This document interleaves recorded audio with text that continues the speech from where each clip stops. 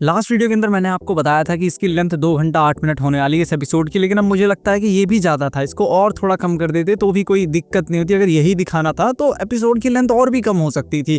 अब मैं ऐसा क्यों कह रहा हूँ उसकी बात बाद में करेंगे, बट पहले बात करते हैं कि क्या इस सीरीज के अंदर सबसे बेस्ट रहा। पहली बात तो लास्ट एपिसोड जिन लोगों ने देखा उनको पता है कि इस बार चीजें बहुत ज्यादा खतरनाक हो गई हैं। दो दुनियाएं आपस में टकराने वाली हैं और बहुत कुछ खराब होने वाला है। तो हमारे हीरो को किसी भी तरीके से उस खतरनाक विलेन को रोकना होगा जो कि हद से ज्यादा ही शक्तिशाली है। और आपने अभी तक जितने भी एपिसोड देखेंगे उसको देख के आपको समझ में आ गया होगा कि उसको रोक पाना ऑलमोस्ट इम्पॉसिबल ही लगता है। तो हमारे हीरोज उसको कैसे रोकेंगे वो तो आपको इसके अंदर देखना है। बट सबसे पहला पॉजिटिव है इमोशनल पे ऑफ। सीजन 1 से जो बॉन्ड बने थे, friend, family, sacrifice, final episode, उन सबको रिस्पेक्ट देता है। कुछ सीन जनरली हैवी लगते हैं और कुछ जगह पे आपको रोना भी आ सकता है बहुत थोड़ी देर के लिए। सीरीज के अंदर ऐसे बहुत सारे मोमेंट्स हैं, मतलब इस एपिसोड के अंदर ऐसे बहुत सारे मोमेंट्स हैं जहाँ पे बिल्कुल आपकी सांसें थम जाएंगी कि बस अब तो ये मरा, क्योंकि हम सबको पता है कि इसके अंदर कोई ना कोई मरेगा। तो उसके चक्कर में हमको बस लगता है कि अब ये तो गई या ये तो गया, ऐसे हमको फील होने लगता है हर समय। और लिटरली सीरीज के अंदर बहुत से ऐसे मोमेंट आएंगे, चार के करीब ऐसे मोमेंट आ जाएंगे जब आपको लगा कि ये तो गया, बट कौन गया वो तो इसी के अंदर आपको देखना है। दूसरी चीज, विलेन को बहुत अच्छी तरीके से दिखाया गया। वो जितना खतरनाक हमें पहले लग रहा था उतना ही खतरनाक वो इसके अंदर लगता है, और इस बार थोड़ा और ज्यादा वो खतरनाक बन जाता है, जिसको देख के हमको डर भी लगता है कि भाई अभी तक तो ये कर ही नहीं सकता था, अब ये सब कैसे कर ले रहा है। परफॉर्मेंस सभी की बहुत ज्यादा अच्छी लगती है। हर एक एक्टर ने अपनी करियर बेस्ट परफॉर्मेंस यहाँ पे दी है, जिसकी वजह से परफॉर्मेंस में किसी की कोई कमी नहीं है। बाकी और सब चीजों में भी सीरीज बहुत ज्यादा अच्छी है। प्रोडक्शन रेट इतना अच्छा है सीरीज का कि जब फाइनल एपिसोड में ये लोग दूसरी दुनिया के अंदर जाएंगे तो वहां पे आप एक चीज देखेंगे, उसके बाद ही आपको पता लग जाएगा कि सीरीज के अंदर प्रोडक्शन रेट के मामले में ऐसा कोई कमी है नहीं। मुझे नहीं लगता कि बाकी एपिसोड के अंदर भी कोई कमी थी। सभी एपिसोड के अंदर बहुत सारा पैसा लगाया गया और इसके अंदर कुछ ज्यादा ही लगाया गया। 480 मिलियन डॉलर इसके अंदर लगाया गया, जो कि बहुत अच्छी तरीके से हमको दिखता है। लेकिन मैंने शुरुआत में कहा था कि रन टाइम थोड़ा और छोटा रख सकते थे। हाँ, रख सकते थे, क्योंकि यहाँ पे जो अल्टीमेट पॉसिबिलिटीज बनी थी उसको एक्सप्लोर तो किया गया है, लेकिन बात यहाँ पे ये है कि यहाँ पे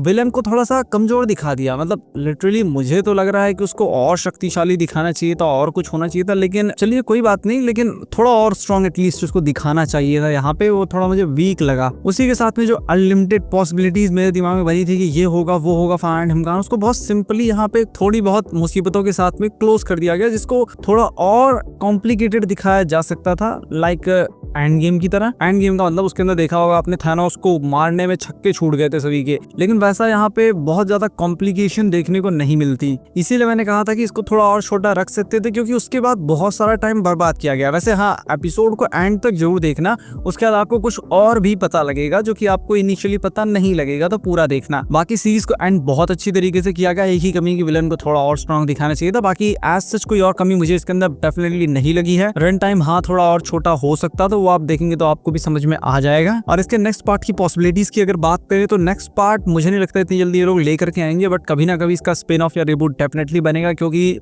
स्ट्रेंजर थिंग्स एक बहुत बड़ी फ्रेंचाइज बन गई है, बहुत सारे लोग इसको जानते हैं, तो इसको डेफिनेटली ये लोग आगे एक्सप्लोर करेंगे। वैसे डफर ब्रदर्स एक और अपनी सीरीज बना रहे हैं, वो भी एक सुपरनैचुरल सीरीज होने वाली है, सुपरनैचुरल साइंस फिक्शन सीरीज होने वाली है, जिसके अंदर आई थिंक एलियंस का कुछ चक्कर है, ऐसी कुछ वो सीरीज होने वाली है। उसको भी बनने में टाइम है। जैसे उसकी कोई अपडेट आएगी मैं उसके बारे में भी आपको बता दूंगा। इसी के साथ में मुझे ये एपिसोड काफी ज्यादा पसंद आया है और मैं इस पूरे सीजन को रेट करूंगा 9 आउट ऑफ 10। इस एपिसोड में थोड़ी कमी थी, लेकिन कोई बात नहीं। ओवरऑल जो इन सभी सीजन्स का, 5 सीजन का एक्सपीरियंस रहा है वो काफी अच्छा रहा, इसीलिए मैं 9 आउट ऑफ 10 की रेटिंग इस सीरीज को दे रहा हूँ, मतलब इन सभी सीजन्स को ही दे रहा हूँ। और मिलता हूँ आपसे अपनी नेक्स्ट वीडियो में।